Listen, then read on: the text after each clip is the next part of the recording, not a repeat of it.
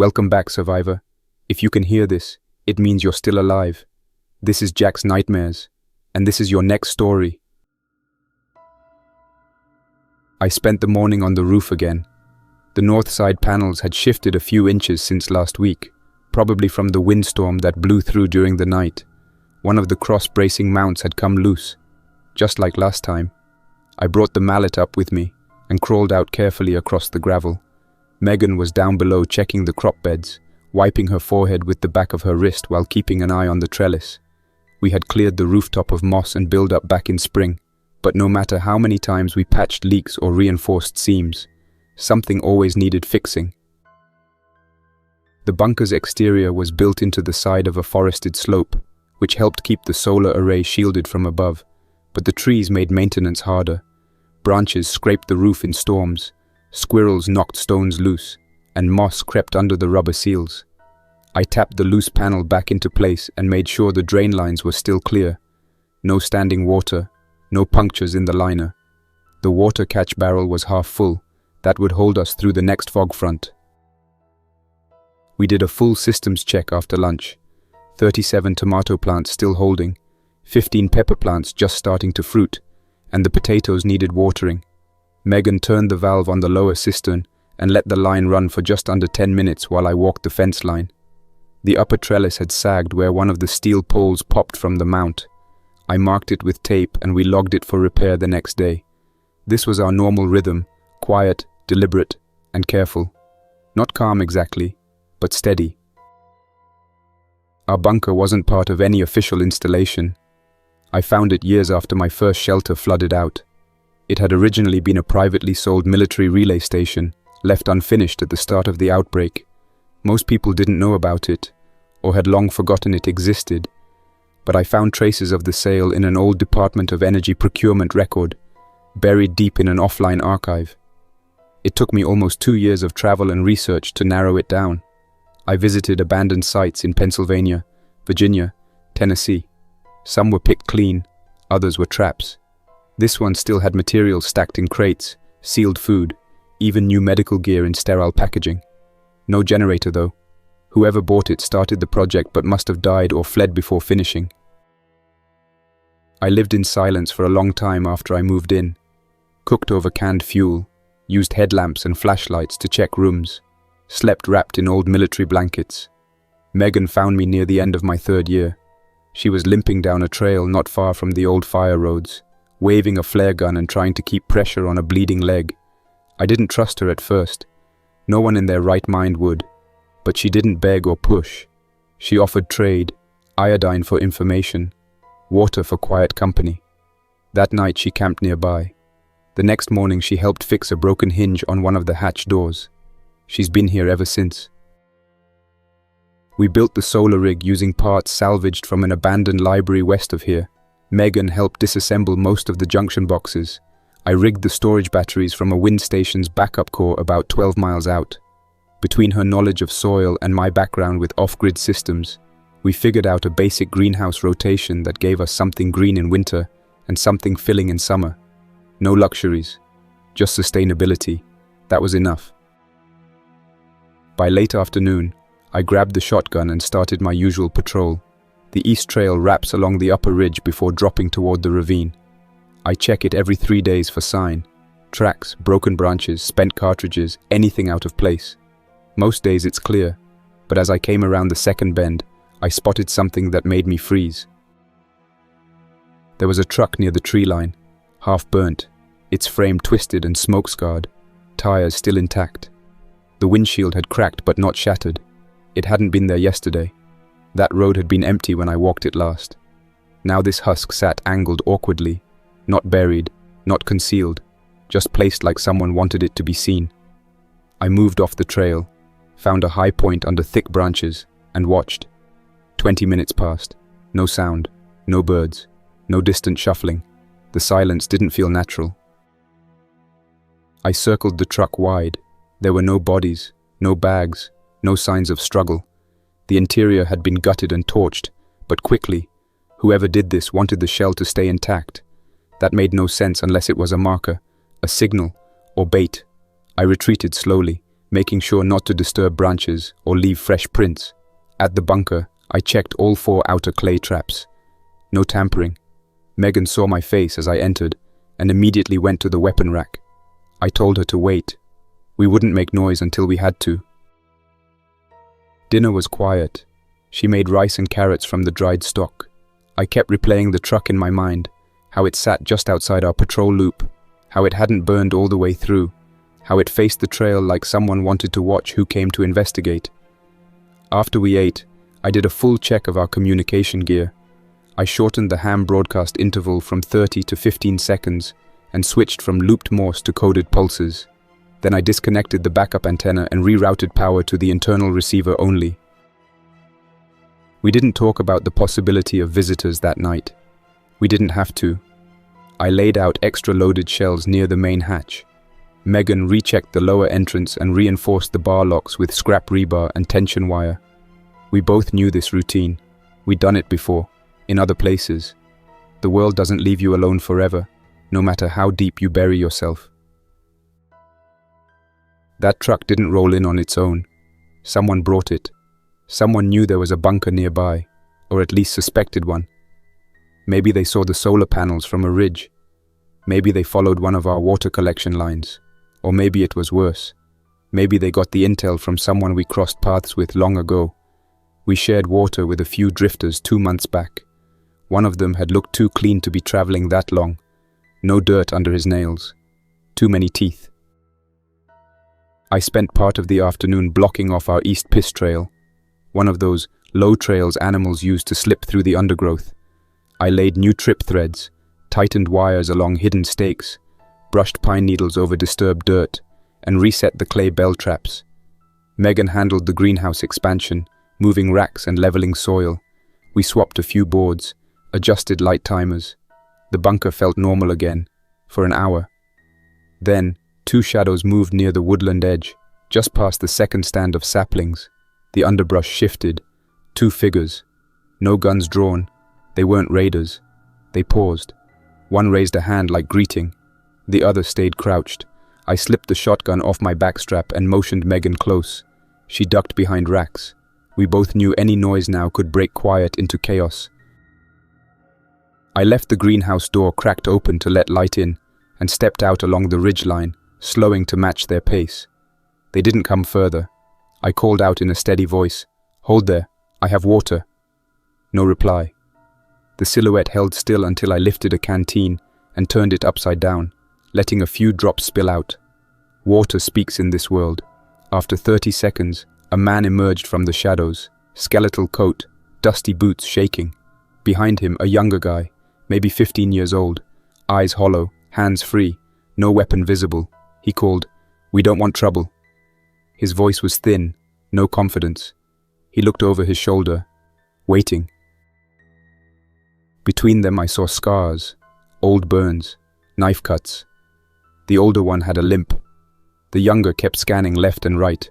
I set the shotgun down, slow, and knelt in the dirt, placing the canteen between us. Megan came up behind me. I told her not to move. The man in front said, "We need water.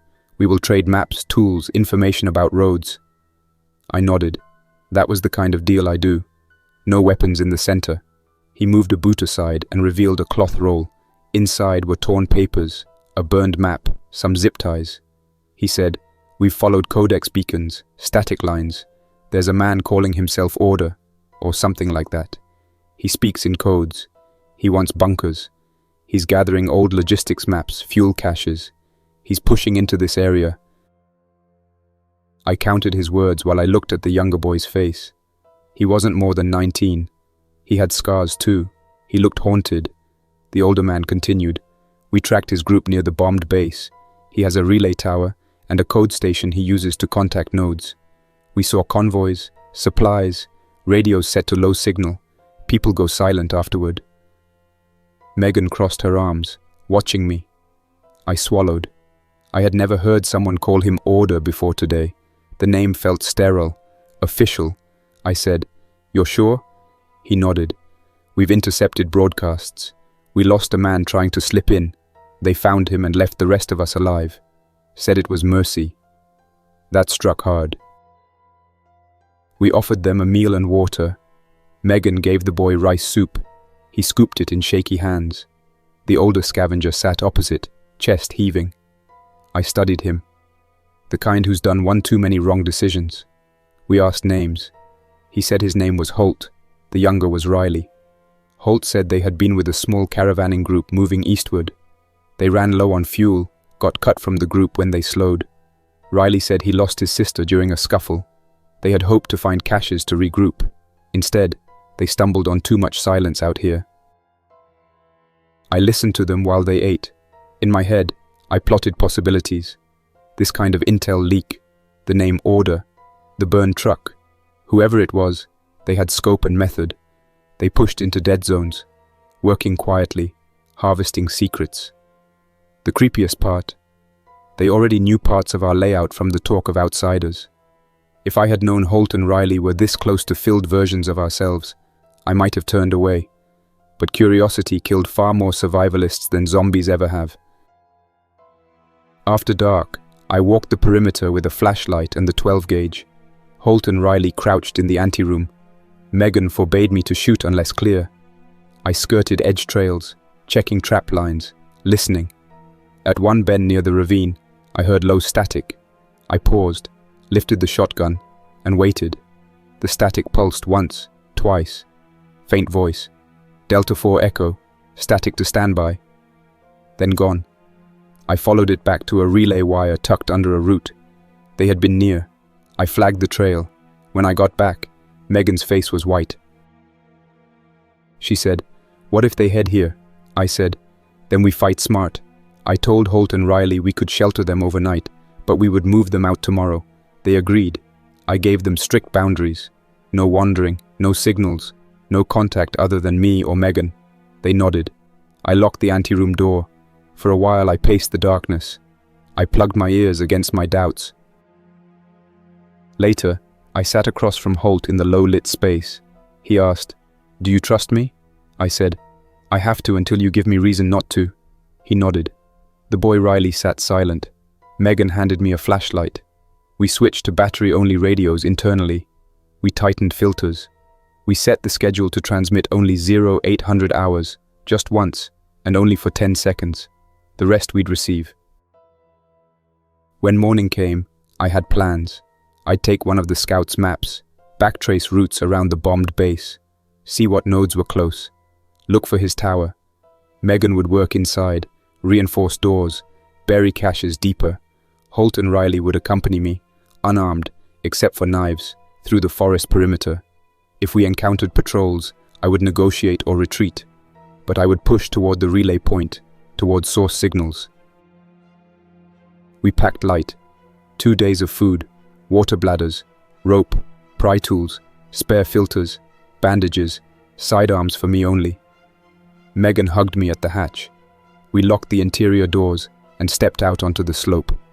The forest morning was slow. Dawn light filtered through the pines. I led the group down into the undergrowth, using game trails. The scavengers glanced back at the bunker, but didn't turn. I stayed ahead. The air was heavy with smoke, even though there hadn't been a fire nearby for weeks. That smell never left this part of the forest. Every breeze carried something burnt. We moved slow through the undergrowth, staying under canopy. The scavengers followed in silence, their boots brushing dead leaves that had dried to paper. The morning light had a dull haze to it, not from clouds, but from the constant soot drifting down from the ruins of the city beyond the ridge. I didn't like being out this far, but we needed to see what kind of people we were dealing with. By midday, we stopped in what used to be a roadside rest area. The sign had fallen over, half buried in dirt. I checked the drainage culvert that ran under the road, found nothing but old mud and raccoon prints. Holt squatted nearby, watching tree lines instead of me. I could tell he had been a soldier once, or maybe a guard. He moved with habit, scanning corners, listening more than talking. Riley was quieter, always walking behind Holt, watching him instead of the woods. I started to think they weren't just drifters, they were survivors of something organized. The map Holt gave me showed a dotted trail that ran toward the bombed base. He said the man they called Order had been seen there a month back, I had been through that base 2 years ago when I first found the bunker. It was a graveyard even then. A cluster of collapsed hangars, burned armor, and fuel storage pits that still leaked tar when the sun hit them. Not a place anyone sane would rebuild in, unless you wanted to disappear. We moved again, cutting through dense brush where old trees grew close together. The slope climbed gradually. Every few minutes I'd stop and listen. The only sounds were flies and branches rubbing together. Once I heard something larger move on the far ridge, but it didn't follow. We reached the outer fence of the base by early afternoon. What was left of it looked like a ribcage of twisted metal. Holt said this place had been shelled near the start of the collapse. Whoever had been inside hadn't stood a chance. We found the first crater near what used to be a motor pool. Concrete blasted apart, black marks up the remaining walls. Rusted vehicles half buried in the dirt. The smell of oil still clung to everything. I didn't like the look of the place. It wasn't just old. It looked disturbed, like someone had been through recently. There were boot prints in the mud, no more than a few days old. Some small, some large. Holt noticed too. He pointed to a collapsed hangar door and whispered that someone had dragged a crate through the mud. The tracks ran deeper inside. We followed the tracks until we reached the hangar. The doors had been blasted inward, leaving piles of concrete rubble at the entrance. I stepped inside slowly, flashlight aimed low to avoid drawing attention. The floor was littered with glass and twisted rebar. Near the far end, an iron beam still stood upright. Burned into its surface was a mark, a triangle with a single dot in the center, fresh scorch lines around it. Not random graffiti. It was clean, deliberate, and low enough to catch your eye when you entered. Whoever did it wanted people to see it. Holt muttered that the same symbol had been found on other sites, warehouses, truck depots, even a fuel farm north of here. Always the same pattern, always with bodies nearby. He said the group behind it used to call themselves the Order of Restoration, but lately, people just called them the Warden's Men. I didn't know the name yet, but hearing how he said it told me plenty. They weren't a cult, not exactly. They were organized, disciplined, and cruel. They didn't steal for survival, they took for control. We left the hangar and made our way across the open field toward the communication bunker on the far side of the base. The door was gone, blown off long ago. Inside, the air was cool and stale. A few broken terminals lay on the floor, their screens shattered. I picked up a piece of copper wire and rubbed it between my fingers. Fresh cut, not oxidized yet. That meant someone had scavenged wiring recently. I crouched by a wall and found cigarette ash in a small pile near a console. Someone had sat there, smoked, and left. Maybe within the last few days. Riley spotted a pack of chewing gum on the floor, still sealed. He stared at it like it was treasure but didn't move to grab it. I told him to leave it. If someone was marking territory, everything left behind could be bait. He nodded and stepped back. Holt wiped sweat from his brow and said we should head back before dark. I agreed. The air in that bunker felt wrong. Too quiet, too expectant. As we left, I marked the coordinates on my notepad and etched a faint cross on the outer door frame, so I'd recognize it later if I came back. We reached the forest by dusk. The last light filtered through the branches, turning everything dull gray. We didn't speak much on the way back. I could tell Holt was unsettled. He kept glancing at Riley, who wouldn't stop looking behind us. I caught sight of movement once or twice, faint shapes between trees, but it could have been wind or animals. The infected didn't roam this high up anymore, too little to feed on, but other people did. When we reached the trail split, I told them to stay put while I scouted ahead. The path looked undisturbed until I reached the turn toward the creek bed. That's when I noticed fresh footprints in the mud, human, adult, heavy. Whoever made them had walked within 100 feet of the hydroponics inlet. Our lifeline. My chest tightened. That meant someone had found our water drawer or was close to it. I followed the prints back up the trail. They stopped near a downed log, then split in 2 directions. 2 sets. One older, one newer. Whoever had been near the inlet wasn't alone. I returned to the scavengers and told them we were cutting the route short. We made it back to the bunker just after dark. Megan was waiting at the inner hatch, rifle in hand. She looked pale. She said she had heard footsteps above the greenhouse earlier in the evening, slow and deliberate, then fading west. She thought it might have been me until I radioed 5 minutes later. That meant someone had circled the perimeter while I was gone. I told her about the prints and the base. Her eyes darkened, but she didn't say a word. She just walked to the storage room and started checking weapons. We kept Holt and Riley in the outer anteroom again. They didn't argue this time. They knew something had changed. I stayed up most of the night listening to the radio frequencies. Around 1 in the morning, a new signal broke through. Short bursts of static followed by clean, precise wording. Unit 37, Delta sequence confirmed. Continue consolidation. Out. The voice was calm, male, professional, not scavenger talk. The phrasing had the clipped tone of military discipline. Megan came over and listened, then slowly sat down beside me. I looked at her and said nothing. She already knew what I was thinking. By morning, I had made my decision. Holt and Riley would leave that day. I gave them full canteens, 2 ration packs, and directions toward the old highway. I didn't tell them why I wanted them gone, but they understood. Before leaving, Holt said he had once met a man who talked about cleansing zones, said he was calm, cold, and never raised his voice, called himself the Warden, claimed the world needed order again, not mercy. He said that man commanded others with exactness, plans, routes, contingencies. Those under him didn't question, they just obeyed. After they left, I walked the inlet line myself. The prints were clearer now in daylight. 2 adults, both wearing military-grade boots, not scavenger junk.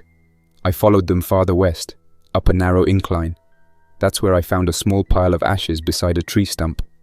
Burned paper, melted plastic. Someone had destroyed maps or documents. One scrap had a partial coordinate string still legible. Same prefix as the old military base we'd just visited. It wasn't random. They were mapping this whole sector. I buried the ashes and brushed away the prints, but I knew it didn't matter. Whoever was out there had already seen enough. That night, the radio stayed quiet until near dawn.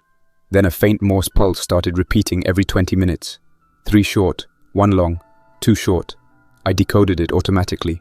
F, T, B. Could have meant anything, but my gut said it was initials, a code group. Megan sat beside me, half asleep, whispering that she hated the silence more than the noise. I didn't answer. My mind was already building contingencies. We doubled the traps around the hydroponics intake, buried 2 motion lights under leaves, and set a new clay alarm on the lower trail. I started sleeping in my clothes again. Megan moved her bedroll closer to the entry corridor. We didn't discuss fear. We worked. That's what kept us sane. 2 days later, I found another set of prints beyond the creek. Smaller this time, maybe a scout. They led toward a ridge that overlooked our bunker clearing. Near the top, carved into a tree, was that same triangle with the single dot in the center. Fresh cut, clean edges. Beneath it, dried blood. My stomach went cold. Someone had marked our area. This wasn't random wandering anymore. We were being catalogued. The morning after I found the carved mark, I walked the perimeter before the fog had lifted. Dew covered the grass in a slick sheen that made every sound feel sharp and close. The forest was quiet again, that unnatural stillness that always comes after someone's been nearby. I checked the outer wires first, those thin copper threads buried an inch under loose dirt, connected to the clay bells. 2 were still tight. The third hung slack, its anchor pulled from the soil and lying half a foot off its mark. The bell hadn't fallen, so whoever touched it was careful. I crouched down and ran my fingers through the disturbed earth. The print was small, light step, deliberate, maybe the same scout. I didn't call Megan. She was already out back near the creek, collecting water and cleaning the intake filter. Instead, I traced the line all the way to the second post, then back toward the main path. The wire had been moved once before, months ago, by me. I knew exactly how deep it should sit. This time, someone had lifted it to slide under and reburied it shallow, hoping I wouldn't notice. It was a message in itself. We can pass whenever we want. I clipped the end and rethreaded it, making sure to double the loops around the post. Then I reset the bells and covered everything with damp soil. Back at the bunker, Megan had just returned with the jugs. She placed them by the airlock and leaned the spade against the wall. Her face looked off, focused but pale, like something had shaken her. I asked what happened. She said she'd heard movement near the stream while filling the jugs. Thought it was a deer until she saw a reflection in the water. A man, standing in the trees behind her. He didn't speak, didn't rush, just stared. When he finally moved, he stepped forward with a knife in hand. She dropped the jug, grabbed the spade, and swung. The handle split the skin above his temple, but he lunged again. She hit him once more, harder. He dropped. She checked his pulse. Nothing. We went back together to make sure. The man was older, mid-40s, dressed in patched grey fatigues. He had a rifle sling but no weapon, like someone had stripped him before. His left forearm bore a tattoo, bold letters that read, "Order by force." Megan crouched beside him, silent. I stared at the mark. It wasn't military, it was branding. The warden's men, or what was left of them, were here for sure. I dragged the body to a ditch, covered it with branches, and marked the location on my map for later burning. When I came back, Megan was washing the spade in the basin, her movements sharp and controlled. She didn't want to talk about it, and I didn't press. That evening, the wind picked up from the west, carrying a low hum across the valley. It wasn't a sound nature makes. It was steady, mechanical. I stepped outside, scanning the sky. Then I saw it. A small hunter drone gliding above the tree line, moving slow and level. It was old, military grade, one of the lightweight models once used for recon before the collapse. The frame had been repainted dull brown and patched with mismatched panels, but its red lens still blinked. I knew enough about those to tell it wasn't automated anymore. Someone had scavenged it and rebuilt it to scout by remote. I pulled Megan inside and shut off every light. The bunker went dark, only the faint hum of the air system filling the space. We waited for nearly an hour while the drone circled above. I tracked it by ear, counting the rotation time between passes.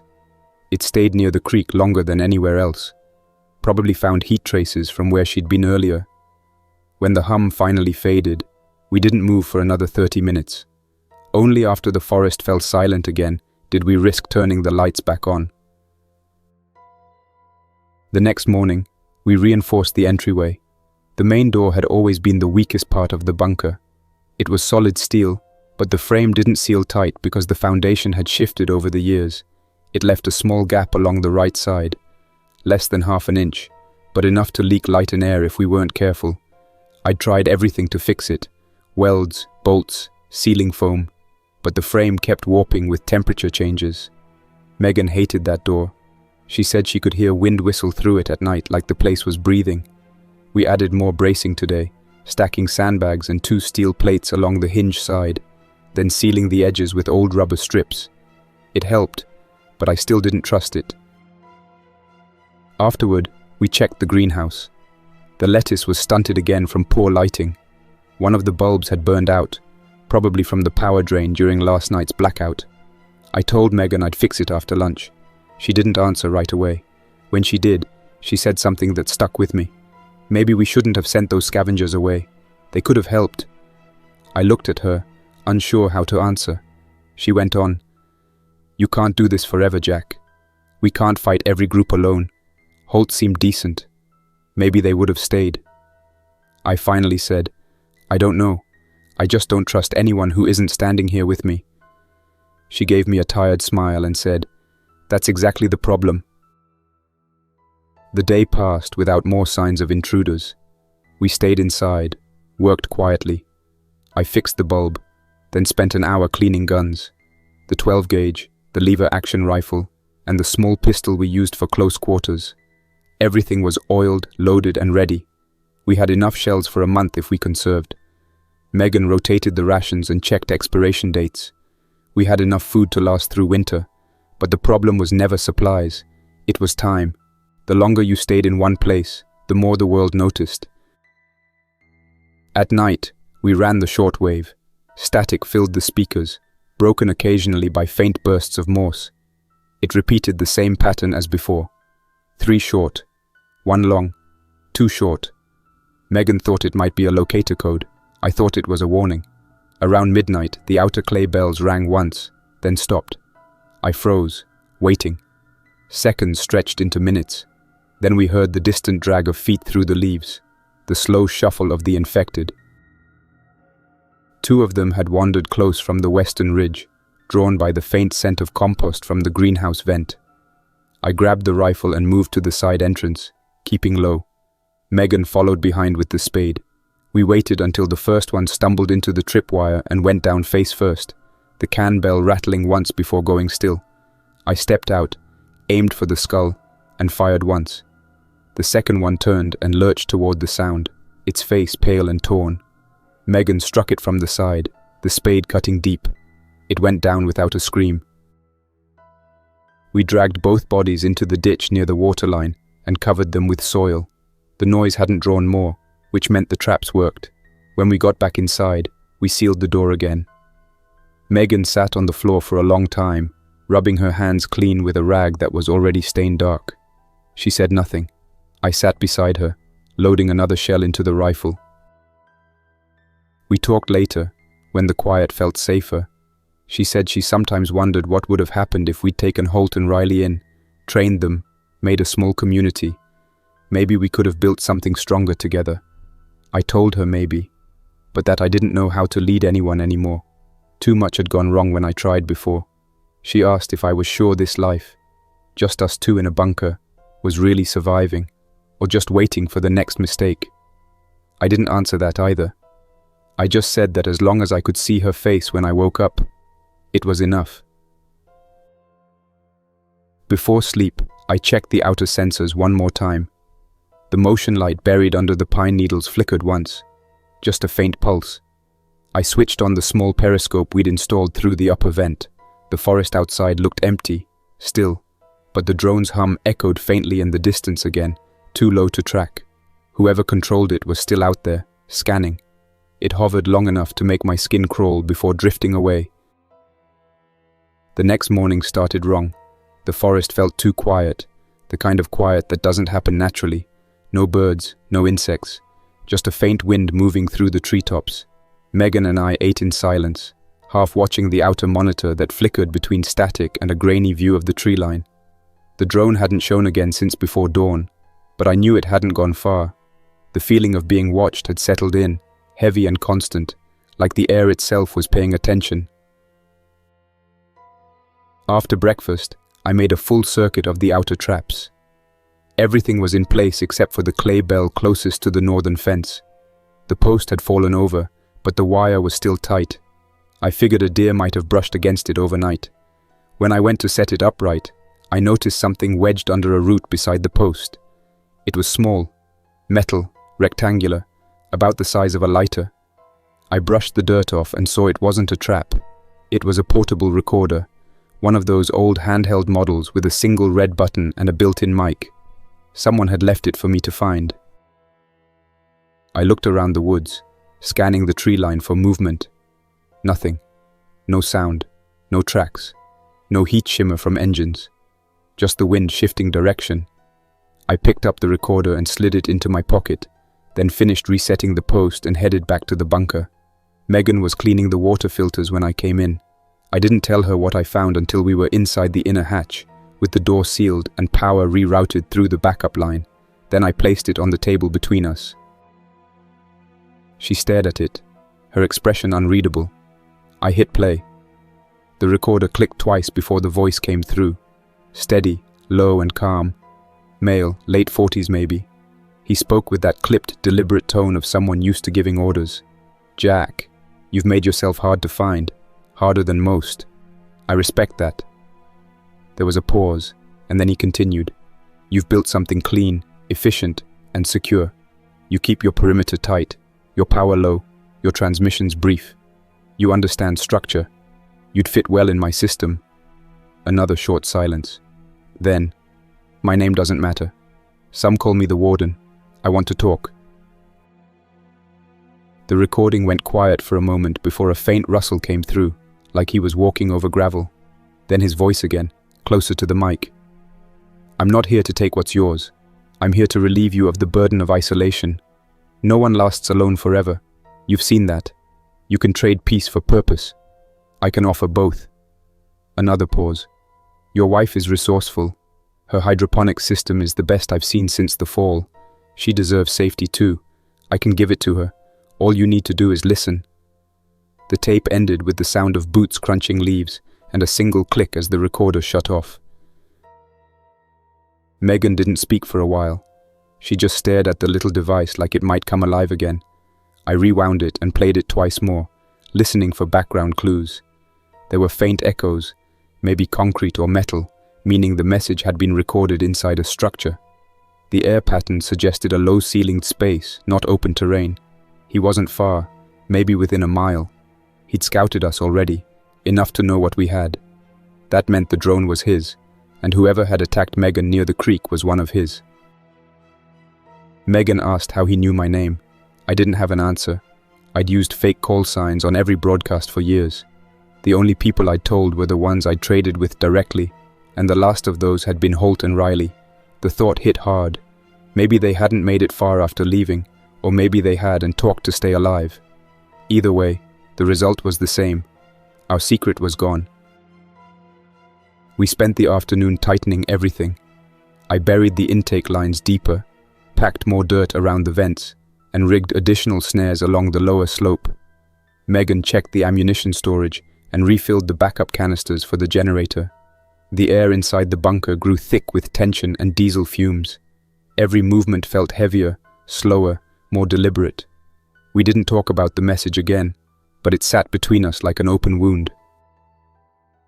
By late afternoon, I set up the shortwave and tuned it through the lower frequencies, listening for a response. Nothing but static. Then, at exactly 1700 hours, the signal changed. A clear voice came through on channel 7.250 MHz, calm and measured. It was him. "Jack, I know you're listening. You're doing what you always do. Analyzing, calculating, deciding. That's good. It's what makes you valuable. But you're wasting your skills here. We're rebuilding. Real order, not scavenger chaos. You've survived longer than most, but survival isn't the same as progress." I turned the dial, but the voice stayed on, bleeding through other frequencies. "You don't have to hide from me. Not yet." Then silence again. I cut the power to the radio and sat back. Megan stood behind me, arms crossed, watching. She asked if I believed him. I said I believed he believed himself. People like that always did. They think they're rebuilding civilization, but it's just another brand of control. I'd seen enough of them during the first years, the ones who declared themselves governors or captains, trying to rebuild the world in their image. The warden was smarter though. He wasn't shouting over radios or raiding for food. He was patient. He studied. He made offers first. As the sun dipped behind the ridge, the forest outside grew darker faster than usual. Clouds rolled in thick and low. We shut off all exterior lights and sealed the main hatch, wedging steel rods across the interior frame. I added 2 more braces on the lower hinge and a final plate over the ventilation slot. It wouldn't stop explosives, but it would slow down anyone trying to force their way in. The gap along the door edge whistled faintly again as the wind picked up. That sound would have bothered me months ago. Now it was a reminder. Pressure meant resistance, and resistance meant strength. Dinner was quiet. Megan barely ate. When I asked if she wanted to sleep early, she said she wasn't tired. I knew she wouldn't be. Neither was I. We spent the evening in the control room, checking cameras and rotating watch every hour. Around midnight, the motion sensor on the north perimeter flashed once, then went dark. No movement after that. I stepped outside through the maintenance hatch, crawling to the ridge to get a view. The woods looked empty, but faint red light glowed through the trees. Infrared, probably from the drone or a scoped lens. I stayed still for 10 full minutes before backing down. Whoever it was, they weren't rushing. They were observing, waiting for us to react. Inside, Megan had already armed the interior defenses. The shotgun sat near the hatch, the rifle by the greenhouse door, and the pistol under her pillow. We had drilled this routine so many times it had become mechanical. She caught my eye as I came back in. "We're not leaving," she said flatly. I nodded. There wasn't anywhere to go that would be safer. We shut down the solar feed to prevent any heat bloom from giving away our position and switched to stored power. Every unnecessary system went off. Lights, monitors, and secondary air filters. The bunker dropped into half darkness. I sat by the door again, listening to the faint hum of the backup fans and the distant wind through the trees. I thought about the warden's words, the way he spoke with calm certainty, as if he already owned us. That was how men like him worked. They didn't have to attack outright. They just made you question your security until you gave it up yourself. Sometime after 2 in the morning, I heard faint scratching outside the main hatch. Not claws, metal on metal, deliberate. I raised the rifle and motioned to Megan. We stayed still, listening. The sound stopped. Then a quiet voice spoke through the gap in the door. "You can still change your mind, Jack. You and your wife don't have to die here." The tone was calm, measured, familiar. The warden. He was close enough to touch the door. I didn't answer. I waited, breathing slow. He spoke again. "We'll be back by sunrise. I'll give you that long to think. When the new day starts, you'll either open this door, or I'll open it for you." The sound of footsteps moved away into the forest. I kept the rifle raised for another 5 minutes before lowering it. Megan hadn't moved, her eyes locked on the door. We didn't speak. There was nothing left to say. The warden's voice still echoed in my head long after he was gone. That tone, flat, confident, certain, stayed with me even as the forest fell silent again. I stayed by the door until dawn, listening for movement, waiting for the first sign of what he meant by, "We'll be back."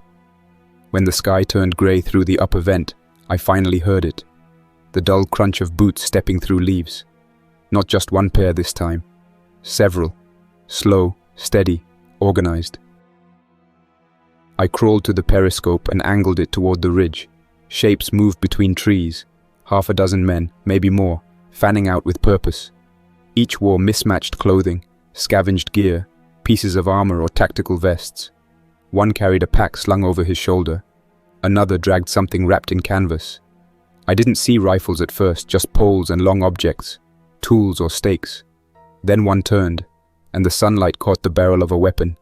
They were armed. I tapped Megan on the shoulder. She was already awake, hand on the spade beside her. When she saw the look on my face, she didn't ask. She just started preparing. Within minutes, the bunker shifted from its usual quiet rhythm to the sharp focus of lockdown. We cut power to the outer systems, sealed all secondary hatches, and rerouted airflow through the emergency intake. The hum of fans deepened. I loaded the rifle, checked the shotgun's chamber, then slid 2 magazines into my vest. By mid-morning, they were in position. The first hit came at 9:40, something metallic striking the outer hatch, not hard enough to dent it, but enough to test it. Megan flinched but didn't move from her post by the greenhouse corridor. I watched through the camera feed as the shadow of a man leaned close to the doorframe, maybe checking for weaknesses. Then another noise followed, a scrape of metal against the hinge, a deliberate test. They were probing, trying to learn the structure. We waited until they stepped back. Then I flipped the external speaker on and spoke into the mic. "You come closer, and I'll drop the first one who moves." The voice that came back wasn't the warden's, but someone younger. "We don't want to die here, old man. Just open up and you live." I didn't reply. I cut the mic and shut the speaker off. You never argue with people like that. It only gives them a reason to escalate. The first full attack came just after noon. A sudden burst of gunfire tore through the trees, bullets striking the outer frame, ricocheting off the reinforced plating. Sparks flew from the hinges, but the door held. Megan moved quickly, dragging extra sandbags into place, stacking them against the weak side of the frame. Dust filled the air inside, choking the space. I stayed low and aimed through the narrow firing slit near the vent pipe. catching flashes of movement outside but never clear targets. The gunfire lasted less than a minute. When it stopped, the forest went silent again. That was how it went for 4 days. Periods of silence broken by short, violent bursts of sound. The warden's people were smart. They didn't attack non-stop. They tested, adjusted, waited. Every night they changed position, never sleeping in the same place twice. We could hear them whispering sometimes through the trees, faint, rhythmic, like soldiers following hand signals. Once, Megan thought she saw a light through the upper vent, but it disappeared before she could be sure. On the second night, the drone returned. Its red lens flickered just above the canopy, hovering near the solar array. We shut down all power, but that only made the batteries discharge faster. Without solar input, our reserves wouldn't last long. The next morning, I climbed through the access hatch and used the periscope mirror to check the panels. One was cracked clean through, hit by a bullet or a rock. I couldn't fix it from inside. It would have to be replaced manually, and if I didn't, we'd lose the greenhouse lights within 2 days. That night, I went out. I told Megan not to argue, but she followed anyway. We crawled out through the maintenance vent on the eastern slope, moving low through the brush. The air was thick with fog, our breath barely visible in the cold. The forest was still. I could hear faint murmurs from somewhere downslope, maybe one of their watch posts. We stayed close to the bunker wall until we reached the array. The damaged panel reflected faint moonlight, spiderwebbed with cracks. I unscrewed it, set it aside, and replaced it with the spare we'd salvaged from an abandoned cabin months ago. The process took 15 minutes that felt like hours. Twice, gunfire snapped from the tree line, wild and unfocused. We stayed still each time, pressed flat against the cold metal. When the shooting stopped, we finished the job and retreated through the tunnel. Back inside, Megan closed the hatch behind us and leaned against the wall, breathing hard but silent. Her eyes met mine. No words, no anger, just shared exhaustion. The power indicators came back to life a few minutes later. The lights flickered once, then held steady. We'd bought ourselves another few days. By the fourth morning, the siege had taken its toll. The air inside had grown stale and heavy. One of the intake fans wasn't spinning right, its bearings worn down from constant use. Around noon, the pressure gauge dropped suddenly. I checked the intake valve and found the flow almost dead. Someone had blocked it. I sprinted to the manual crank station in the lower corridor and started turning. The wheel resisted at first, then gave way with a grinding squeal. The air trickled back through, thin and weak. I kept cranking for nearly an hour until my arms shook from effort. While I worked, Megan checked the vents using the periscope camera. Through the static, she saw movement. A figure crouched near the outer pipe, working with tools.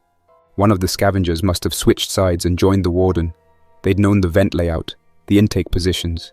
It had to be one of them. Megan grabbed the rifle, lined up through the narrow slit, and waited for a clear shot. When the figure leaned forward, she fired once. The man fell sideways into the brush, and the intake pressure began to rise again. She stayed there a while, watching through the scope, but no one came to drag the body away.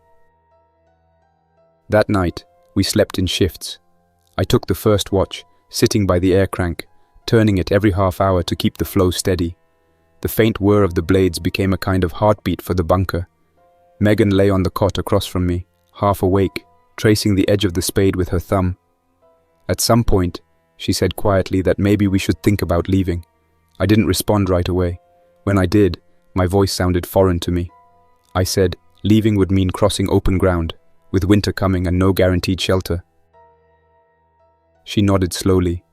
It's logical, she said, but logic doesn't always help. We'll either die here fighting for what's ours, or out there in the cold without food or walls. She stood, came over, and sat beside me on the floor. Her hands were cold when they touched mine. I don't want to run anymore, Jack, she said, but I don't want to die locked in a box either.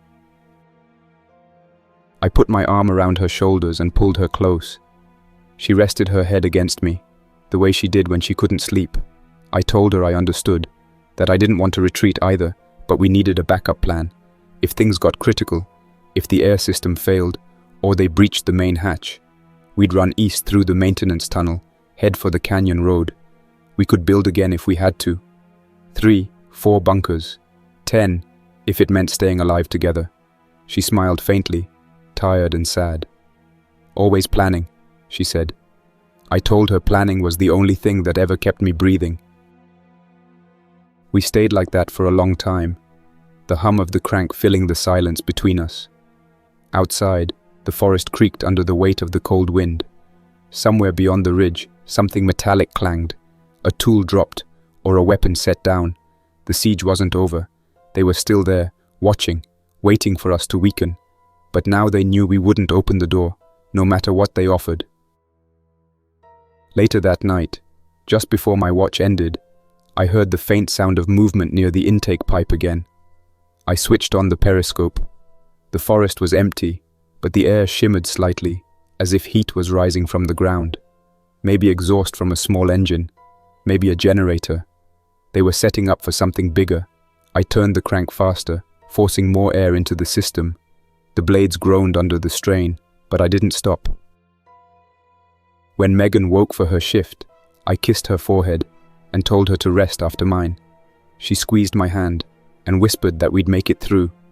I wanted to believe her, but as I listened to the wind scraping across the warped doorframe, I couldn't shake the feeling that the warden wasn't done talking. I woke to the sound of something deep and wrong beneath the earth. It wasn't the wind or the pipes, not the kind of noise you learn to tune out over years of living underground. This was sharper, closer, metallic. It came from the lower hallway, the old service tunnel that ran parallel to the main vent shaft. I sat up fast, grabbing the rifle from the chair beside the cot. The lights were dim, flickering in uneven pulses. Megan was already up, standing near the far door with the spade in one hand, flashlight in the other. We heard it again, a single thud, followed by a dull scrape, then silence. I crouched near the wall and listened with my palm pressed against the concrete. The vibration came in slow waves, repeating every few seconds. Not random. Someone was down there. They'd found one of the sealed shafts. That realization hit fast and hard. There were only 3 ways into this place, and 2 were above ground. The third was the old maintenance shaft, buried under 30 feet of packed soil. It hadn't been used since before we moved in. The warden's men must have found it and cleared it by hand. I told Megan to head for the inner corridor and lock the armory hatch. She didn't argue. She ran, fast and quiet, down the narrow passage. I switched off the safety on the rifle and moved to the lower steps. The air was colder there, heavy with dust. A faint crack echoed through the tunnel, followed by a sound that made my stomach twist. A metallic clink, quick and sharp. I knew that sound from my time in the first bunker. Charges. I turned to shout for Megan, but the explosion hit before I could. The floor jumped under my feet, throwing me backward against the wall. The light burst into white for a second, then went black. Dust filled my mouth, choking and thick. My ears rang so hard I couldn't tell if I was screaming or silent. The shockwave tore through the corridor, splitting concrete and ripping insulation from the ceiling. I rolled over, coughing, and crawled toward where the stairs used to be.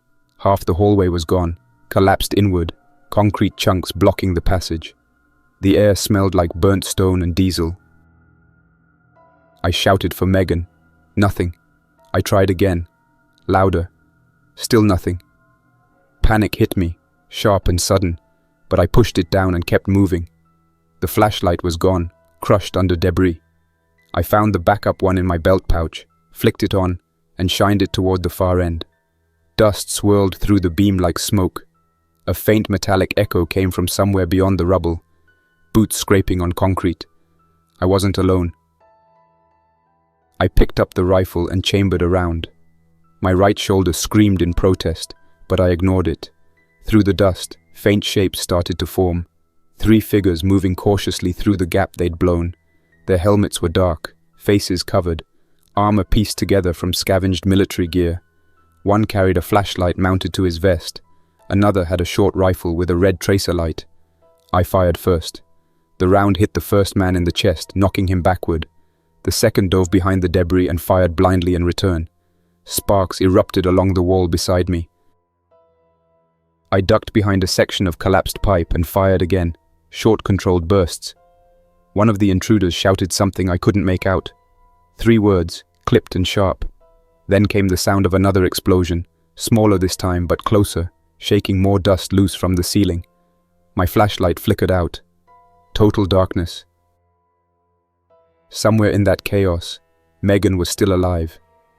I knew it. She was too smart to be caught in the open. I started moving again, low and fast, keeping the rifle close to my chest. The air burned with grit and smoke. The sound of boots echoed ahead, then closer, then split. One set turning right, another moving left. They were flanking. I aimed toward the louder steps and fired 3 shots. The figure dropped. The other fired back, grazing my arm. I felt the heat of the bullet pass, but kept going. When I reached the inner corridor, the air was clearer. A dim emergency light flickered above, half broken. I could hear Megan shouting from somewhere near the armory. I started toward her voice, then froze when I saw him. The warden stood in the middle of the hall like he'd been waiting there all along. His armor was mismatched but reinforced, plates of steel welded over old ballistic padding, the front marked with that same triangle and dot symbol. His face was hidden behind a half mask, eyes unreadable through the visor. He held a pistol in one hand and a long knife in the other. He didn't raise the gun immediately. He just looked at me for a long moment, his voice calm when he spoke. "I told you this didn't have to happen." He started forward, slow, controlled. "You could have joined us. We would have given you purpose." I didn't answer. I lifted the rifle, but before I could fire, he shot. The round slammed into my side, throwing me against the wall. My grip slipped, and the rifle clattered to the floor. The pain was sharp and deep, but I forced myself to stay conscious. The warden walked closer, lowering the gun. From behind him, Megan appeared, moving fast from the corner of the armory hall. She swung both hands with a piece of metal pipe and struck him on the back of the head. The blow staggered him but didn't drop him. He turned and grabbed her by the arm, pulling the spade away. She kicked at his leg, and the two crashed against the metal rack, spilling tools and boxes. I reached for my knife, crawled forward, and pushed through the pain. The warden was strong, methodical. He didn't lash out wildly. Every move was measured. He pinned Megan's wrist and slammed her against the wall. I lunged, driving the knife into the joint of his armor. The blade sank halfway before catching on metal. He turned, elbowed me hard across the face, and I hit the floor. My vision blurred, my side screaming from the gunshot. He aimed the pistol again, but Megan caught his arm before he could fire. The shot went wide, hitting the ceiling. She slammed her forehead into his visor, cracking the lens. He stumbled back, dazed, and I surged forward, slamming into him with everything I had left. We hit the ground together, rolling. The knife fell from my hand. The warden grabbed it first, swinging down. I caught his wrist, the blade inches from my throat. His eyes were visible now through the cracked visor, cold, grey, unshaking. I twisted his wrist sideways, forcing the blade down. The edge sliced into my shoulder, then deeper as we struggled. He grunted but never broke rhythm. His strength felt endless. I managed to shove him off balance just long enough to reach for the fallen pistol. My fingers brushed it, but he kicked it away. Megan came from behind again, wrapping her arms around his neck and pulling hard. He reached back, slamming her against the wall, but she didn't let go. I scrambled forward, grabbed the knife from the floor, and drove it into his side, just below the armor plate. He exhaled sharply, more anger than pain. I pulled it out and stabbed again, lower this time. He twisted, catching my arm, and the blade sliced my forearm instead. For a moment we were locked together, both bleeding, both too stubborn to stop. He shoved me backward and drew his own knife. Megan screamed my name, but before he could reach her, I tackled him. We hit the floor again, grappling for control. His knife cut across my ribs, leaving a burning trail. I forced his arm down, slammed his head against the concrete twice. The visor shattered completely, revealing a face that looked carved from stone, clean-shaven, scarred, eyes like someone who'd seen too much and stopped caring. He smiled faintly. "You can't kill order," he said. I didn't reply. I jammed the knife upward under his ribcage and twisted. He convulsed once, then shoved me away with surprising force. I hit the floor hard, gasping. Blood dripped from his side, but he stayed on his feet. He backed toward the hallway, calling out to someone beyond the smoke. 2 figures appeared, dragging him toward the breach. He didn't look back at me, just said, "You'll die breathing dust, Jack. You both will." Then they vanished into the dark. Megan was beside me a moment later, pressing a cloth against my side. The gunshot wound was deep, bleeding steady. I could feel myself fading fast. She dragged me to the cot, tore open the first aid kit, and injected antibiotics straight into my arm. Her hands didn't shake once. She cleaned the wound with peroxide, bandaged it tight, then checked my pulse again and again like she didn't trust her eyes. I slipped in and out of consciousness for the next 2 days. I remember fragments, the sound of her voice whispering to keep me awake, the clatter of tools as she repaired the air intake, the faint hum of the fans returning to life. Once, I woke to find her asleep sitting beside the bed, her head resting against my arm. The pain in my side burned, but the sight of her breathing steady made it bearable.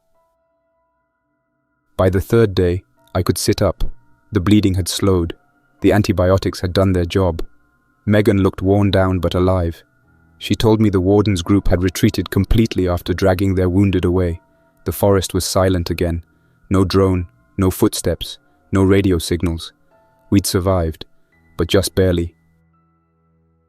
By the 4th morning, the bunker felt like it had exhaled after holding its breath for days. The air still smelled faintly of burned metal and disinfectant, but it was breathable again. Megan helped me sit up and change the bandages. Her hands were careful, steady, though the bruises across her arms told me she had pushed herself past the edge. The bleeding had stopped completely now, though the pain in my ribs came and went like a heartbeat. I could finally stand, slow but upright. Every movement reminded me how close we'd come to losing everything. Megan's own shoulder was swollen from the fight, the bruise dark under her collarbone. I wanted her to rest, but she refused. She said she needed to check the greenhouse and the solar line before anything else. The power level was still low, and without sunlight the crops wouldn't hold. I knew better than to argue. When she set her mind to something, there was no stopping her. I followed behind, slower than I wanted, leaning against the wall for balance. The greenhouse was a mess. Broken glass and soil covered the floor where a blast shock had cracked one of the inner panels.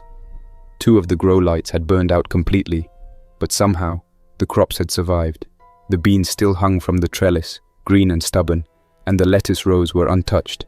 Megan ran her hands over the leaves like they were something sacred. She said quietly that maybe the place had decided to keep us after all. I didn't argue. I just watched her, the way she breathed deeper than she had in days. We spent the afternoon repairing what we could. I worked on sealing the lower hall while she rewired the solar regulator. Moving hurt like hell, but it gave me focus. Every strike of the hammer against the broken frame made the bunker sound alive again. We scavenged a section of corrugated steel from the storage bay and used it to cover the damaged ventilation shaft. I welded it in place, sealing the gaps with molten seams. The sparks lit the room in brief flashes, bright enough to sting my eyes. When I finished, I stood back and looked at the wall, patched, uneven, but solid. Later, we turned to the upper deck to assess the solar array. Out of 12 panels, 5 were cracked, 3 shattered completely. The frames were bent. One twisted so badly it looked melted. I climbed up the ladder and inspected the damage more closely. The attack had scorched the wiring along the north side, maybe from stray fire or heat from the explosion. It would take weeks to rebuild, but enough panels still worked to power essentials. The rest could wait. Megan passed tools up from below, while I replaced fuses and rerouted one of the battery lines. By sunset, the lights flickered back to full brightness for the first time since the siege began. It felt like the place had come back to life with us. While clearing the debris near the collapsed shaft, Megan found something wedged between 2 slabs of concrete. A small, weathered notebook, bound in tape and stained with blood. She handed it to me, her voice quiet. It was under one of the men they dragged away. Might have been his. I wiped the cover clean and opened it. Inside were coordinates written in a tight, organized hand. Each line had a location followed by a word: secured, cleared, or lost. At least 10 entries mentioned bunkers, some familiar, others completely unknown. The last page listed one more entry: Unit Sigma status pending. No coordinates, just those 2 words. We read it together at the table, the only light coming from a small lantern between us. It was a ledger, not a journal. Each bunker represented a raid, a conquest, or a failure. Every line marked people like us, those who tried to hold out and were erased one by one. The warden had been building a network of subjugation, documenting it like an engineer keeping track of maintenance logs. Seeing it laid out that way made the fight we'd just survived feel smaller, but more personal. We weren't the only ones resisting. We were just one of the last still standing. We buried the attacker's body before nightfall. There was no ceremony, no words, just the rhythm of the shovel cutting into the soil. Megan stood beside me, her sleeve tied around her shoulder to keep pressure on the bruise. The air was cold, and mist drifted low through the trees. I tried to imagine what kind of man he'd been before all this, if he'd chosen this life willingly, or if the warden had taken everything from him until he stopped caring. It didn't matter anymore. When the hole was filled, I pressed a flat stone on top and left it unmarked. That night, we worked until exhaustion caught up. Megan checked the water filters, then cleaned the first aid kit for the 10th time. I repaired the cracked hinge on the armory door, sealing it with 2 new bolts. The bunker was wounded but alive, same as us. Every mark, every scorch, every dent felt earned. It was proof we had fought and survived. When we finally stopped, the silence felt different. Not fearful, not waiting, just quiet. I sat at the work table, spreading out the salvaged maps beside the ledger. Megan brought 2 tin cups of water and sat across from me. Her hair was matted with dust, her eyes red from fatigue, but there was still light in them. We looked over the map together, tracing old supply routes and forgotten military lines. Most of the locations from the ledger were too far or too dangerous to reach. Still, we marked them. If we ever had to run again, we'd need options. The bunker might hold for another year, maybe longer, but nothing lasts forever in this world. Megan leaned back, rubbing her temples. She said we'd need to rebuild the perimeter once my side healed and the panels were fixed. I told her we'd do more than rebuild. We'd fortify, seal the vents completely, reinforce the main door with concrete from the collapsed tunnel, and set traps through the outer valley. If the warden ever came back, he'd find a fortress waiting. She smiled faintly at that, the first real smile I'd seen from her since before the siege. When the night deepened, we shut off the lights to conserve power. The lantern's glow cast long shadows across the table, stretching over the maps and the empty cups. Megan rested her head against my shoulder, breathing slow and even. I wrapped an arm around her and held her there, feeling the warmth of her skin through the bandages. My ribs ached, but I didn't care. The bunker creaked quietly above us, the steel frame settling back into place. For the first time in weeks, it sounded like home again. Outside, the wind moved softly through the trees, carrying no drone hum, no voices, no threat, just the sound of the forest returning to what it was before men tried to control it. The air filters hummed faintly in rhythm with Megan's breathing. I looked at the sealed door and the flicker of light across its surface. The scars would stay, but the place would hold. We didn't speak much after that. There wasn't anything left to say. We had fought for our ground, paid for it with blood, and still had something to show for it. As long as we could breathe, we could rebuild. As long as we could rebuild, we were still free. I reached out, turned the lantern down until only a faint glow remained, and whispered that tomorrow we'd start welding the last vent shut. Megan's eyes were already closing. She murmured that she'd hold me to it. I told her I knew. We both laughed quietly, soft, tired, and real. When the light finally died, the darkness didn't feel like an enemy anymore. It was just the space between what we'd lost and what we still had. The war wasn't over, not even close. But for now, the bunker was ours again. That's all for now. Thanks for listening. Don't forget to like and subscribe to keep the stories alive. For now, stay quiet, stay vigilant, and stay alive. Jack's Nightmares, signing off. Until next time, survivor.